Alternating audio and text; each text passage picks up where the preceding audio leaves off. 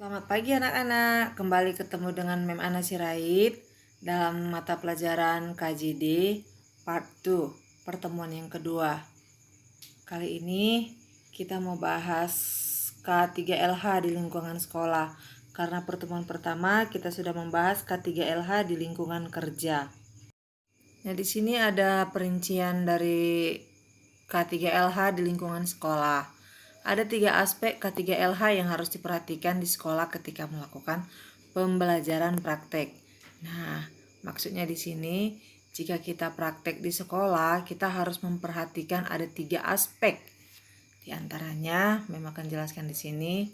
1. Aspek pekerjaan dan praktikum. Kedua, aspek siswa dan guru. 3. Aspek lingkungan kerja. Nah, sebentar Mem akan terangkan satu persatu dari aspek ini. Hanya sedikit materi untuk pertemuan yang kedua, hanya melengkapi dari yang pertemuan yang pertama ya nak. Nah, di sini Mem jelaskan nomor 1, aspek pekerjaan praktikum. Nah, di sini Mem jelaskan faktor utama yang harus diperhatikan dalam hal ini adalah jenis dan karakteristik pekerjaan yang dijalankan oleh siswa dan guru ketika melakukan praktek. Contohnya pada jurusan TKJ. Kebetulan karena kalian TKJ, Mem hanya bisa terangkan hanya untuk contoh dari TKJ saja ya. Lain untuk TSM atau lain untuk akuntansi. Nah, untuk TKJ yaitu memasang antena wireless. Dengan demikian, harus dibuat aturan baku yang dapat dijadikan SOP sebagai acuan dalam melakukan pekerjaannya. Nah, ini maksudnya saat kita memasang antena wireless ini, kita harus membuat aturan baku yang dapat dijadikan SOP. Apa itu SOP? SOP itu adalah standar operasional personal. Nah, sebagai acuan dalam melakukan pekerjaan. Tujuannya untuk apa? Nah, di sini ada tujuannya hanya 3 membuat, yaitu 1, untuk menghindari terjadinya kecelakaan. Kedua, menjaga kualitas hasil pekerjaan. Dan ketiga, meningkatkan produktivitas hasil pekerjaan. Nah, sebegitunya.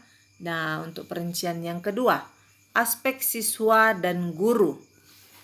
Ini pun sangat mempengaruhi ya di lingkungan sekolah. Nah, aspek siswa dan guru itu sangat penting juga. Dalam hal ini, siswa dan guru mempunyai peran dan tanggung jawab, di antaranya sebagai berikut. 1. Memahami dan melaksanakan secara sungguh-sungguh setiap aturan dan instruksi tentang keselamatan kerja. 2. Menerapkan peralatan dan pakaian kerja sesuai SOP untuk menjamin keselamatan dan kesehatan kerja. Dan ketiga, memastikan kesehatan dan konsentrasi serta konsistensi dalam melakukan pekerjaan atau praktik di lapangan untuk menghindari terjadinya kecelakaan.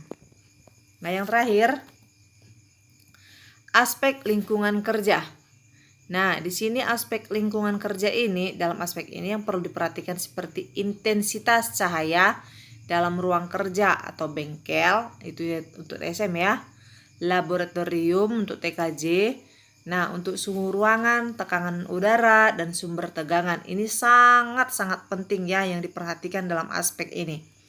Nah, untuk ini harus dilengkapi dengan beberapa fasilitas K3LH, antara lain. Nah, di sini ada 7 poin, boleh kita lihat dan boleh diperhatikan dengan seksama. Ada 7 poin ya nak ya.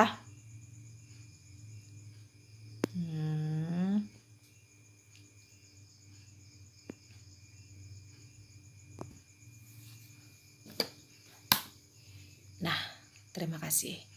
Hanya ini yang boleh Mem sampaikan dalam pertemuan yang kedua. Semoga bermanfaat dan selamat bekerja.